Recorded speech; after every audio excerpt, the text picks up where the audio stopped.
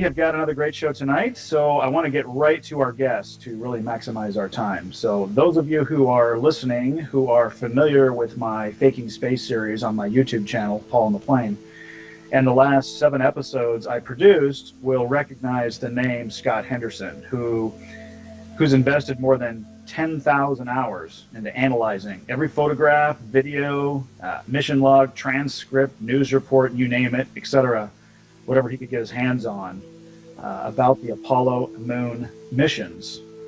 And in my opinion, he's uncovered, and in a lot of other people's opinion as well, he's uncovered an absolute new mountain of evidence just over the last year or two that all of those photos and videos that the world was presented with by NASA were shot right here on Earth. Scott, how are you doing? Good. How are you this evening? Probably better than I deserve whenever somebody asks that. Thanks for a little warm on the West Coast. It was a little cooler today. We probably hit 75, 80, so no complaints. It's been absolutely gorgeous. So thanks for asking. One of the biggest things is the water present in the photographs. And I mean, considering that there can be absolutely no liquids of any kind in a vacuum, most people, maybe they don't understand that just because there is gravity, there's still no atmosphere. You are effectively still in space when you're standing on the surface of the moon.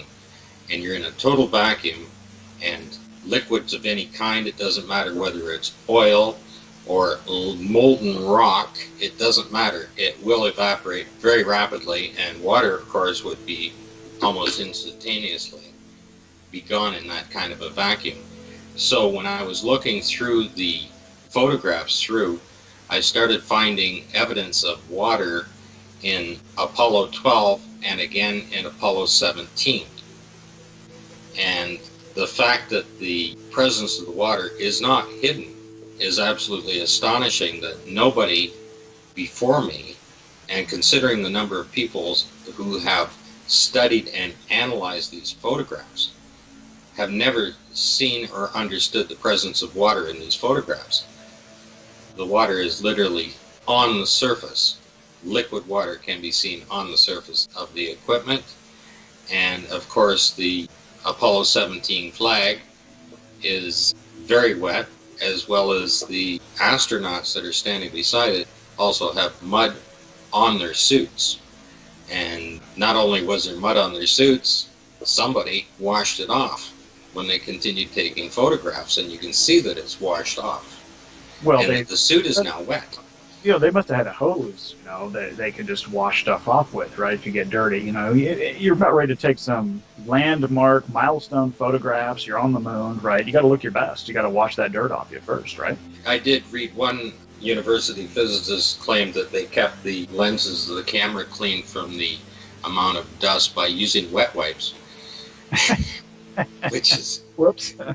I guess you could if you were inside the spacecraft, but that's not where they were using the cameras. Surprised. Exactly. It'd be fine when you're cleaning them up, but when they were changing the cartridges out, he claimed they were using wet wipes on the cartridges before they put them in to make sure the dust was off them. Quite hilarious when you see those type of things, and that people will actually believe that because they are an instructor or a physicist or a professor, right, that are telling you these things. You just naturally assume that their information is correct. Why would they want to lie to you? That's something that, I think we have a problem with many things. If somebody what we in the general public would perceive as in a position of authority, whether that's a professor of university or a scientist, somebody with a bunch of letters after their name, lots of education, therefore they must know better than you, and what they say must be true. So we very simply dismiss that. I think just as a people, they've got themselves in that position, and you look at doctors. I've always wondered, doctors get this persona, and those of us that aren't doctors, which I am not, they kind of have this complex about them. And I would just be curious if you're sitting you're sitting in the doctor's office, not in the waiting room, but you're in one of the rooms waiting for the doctor to come in and see you. And when he or she walks in, what would happen if you called he or she by their first name? Hey, Joe, what's going on? I mean, do we I ever? call my doctor by his first name. Oh, you do? Okay. I would just say that they would. Mine would probably be taken aback, like, "Whoa, it's Doctor." You know, I mean, But I've known him for over 30 years. He's almost the same age as me. The one thing about when you're mentioning doctors is they do specialize. And what happens when you're looking at the moon landings and things like that, you have people coming on and making statements, and you think that they actually understand what it is. Like if you take a theoretical physicist, he doesn't know anything about rocket science. He knows about small particles in space or things that are moving around or what he perceives to be space.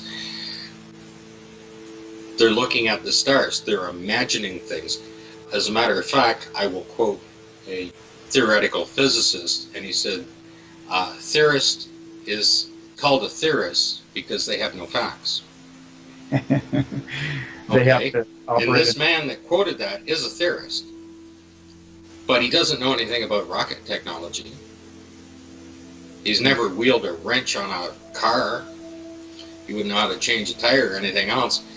How would he know that the rocket can be propelled and capable of traveling that distance, yet he'll stand there and say that it is? Yep. But a guy that's a rocket scientist also is specialized. The guy that needs to build a spacecraft to contain humans and keep them alive in space and protect them from the radiation and the incredible Torr value of the vacuum of space, right? That's a whole different technology, and we don't hear from those people. Exactly. Right? They're not standing up there saying man landed on the moon. Interesting. But when I look at a theoretical physicist, I mean, if you want to become a physicist and be a theoretical physicist, they have very vivid imaginations. They're incredibly intelligent people, no doubt.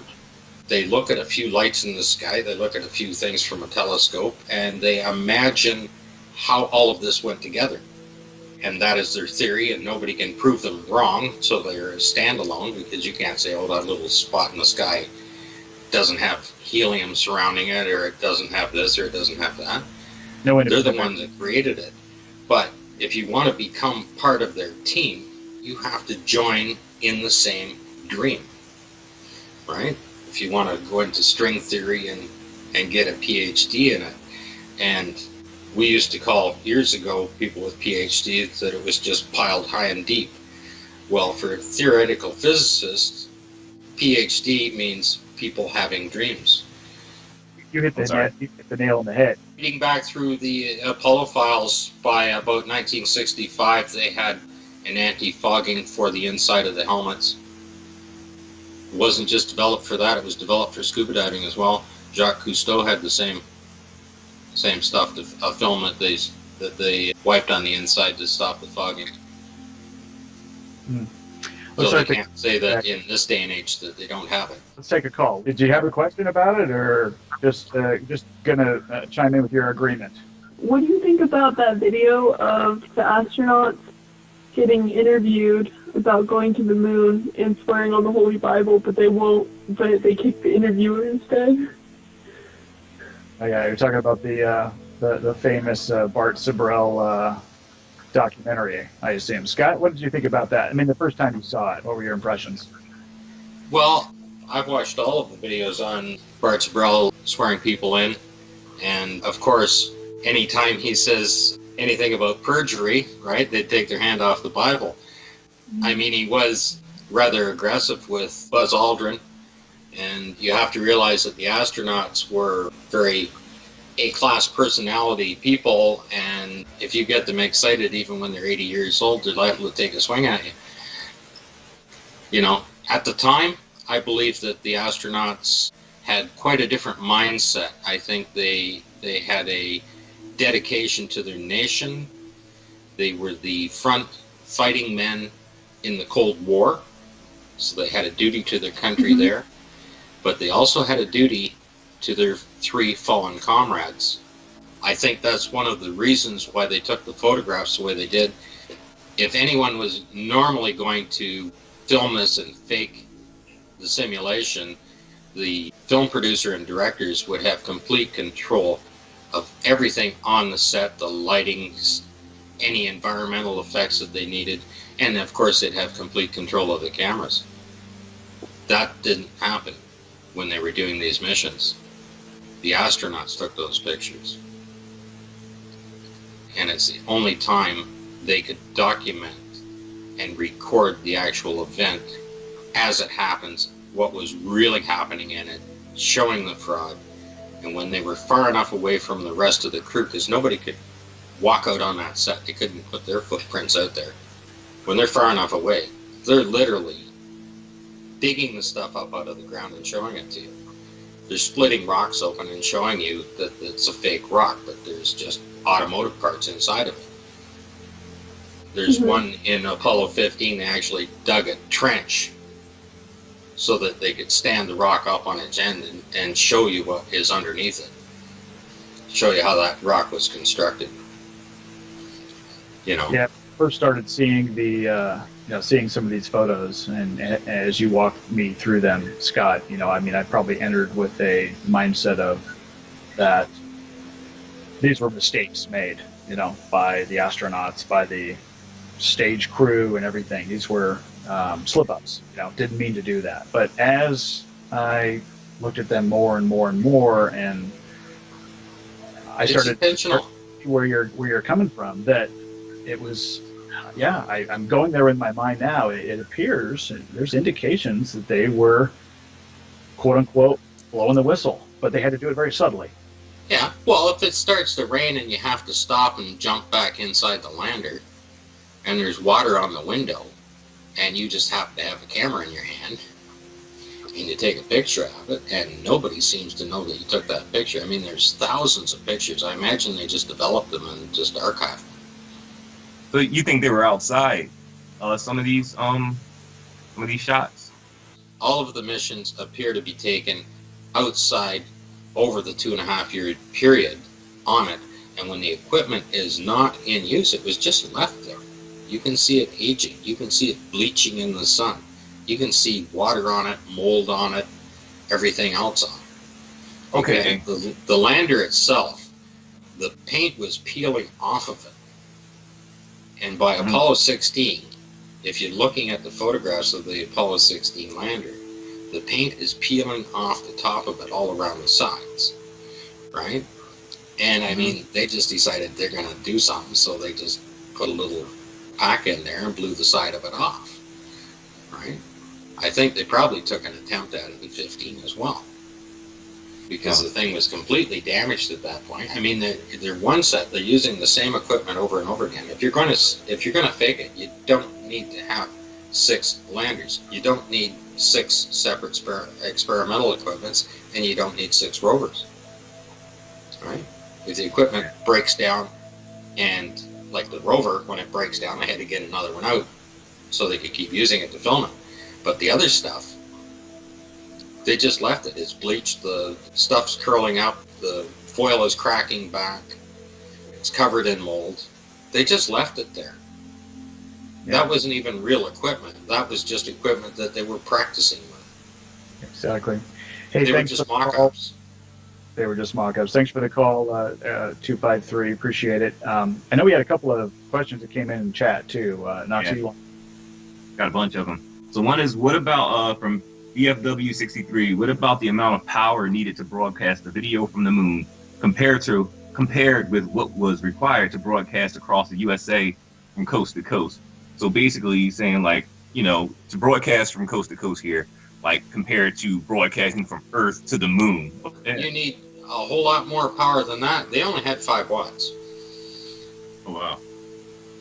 On top of that, you're not even talking about the effect of the Earth's atmosphere or the radiation or plasma. I mean, the radiation will mess the signal up dramatically. It'll just scramble it. They use plasma for radio dishes themselves now and antennas. You can redirect it. We've got 10,000 kilometers of plasma in the Van Allen belt. It'll either absorb or reflect back any radio signal. Wow. So those videos that we see now, looking back, where wasn't it flashing live from the moon on CBS with Walter Cronkite? Yes. Apollo 11, live from the moon, and they 5 watts of power, 240,000 miles, penetrating all that atmosphere and. The 5 watts of power was running communications to the CSM, to Collins, to the 2 astronauts on the ground, and a live TV camera. Impressive. There must be big watts on the moon. The watts get bigger or something, right? Yeah, well, I mean, even maybe we don't understand what the inverse square law does in free space. Maybe it's quite different. The plasma layer and everything else in there, if any of the listeners are interested, you can just Google for a PDF. It's called Terasat, capital T, capital E, R, capital R, SAT.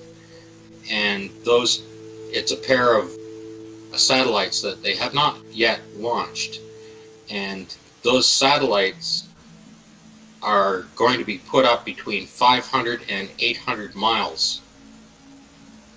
And they're going to try and push a radio signal between the two. The satellites will be set 5,000 miles apart, between 500 and 800 miles. And they're going to try and push a radio signal through, and all the data is on there on how they're going to do it and all the devices that they have. It's quite detailed on it. And that's the Terasat PDF. And you can look that up, and you're still below the Van Allen belt. Right. And they can't push a signal past 500 miles. And then if you look at the Van Allen probes, and they're supposed to be running a elliptical orbit from between 20,000 miles out down to 400 miles. The satellite on its perigee, on its lowest part of the orbit as it comes around the Earth, is transferring data at 432 miles at 16 bits a second. That's 2014 technology. And it can do it for 20 minutes. After it goes back out on the elliptical, they lose contact with it until it comes back around.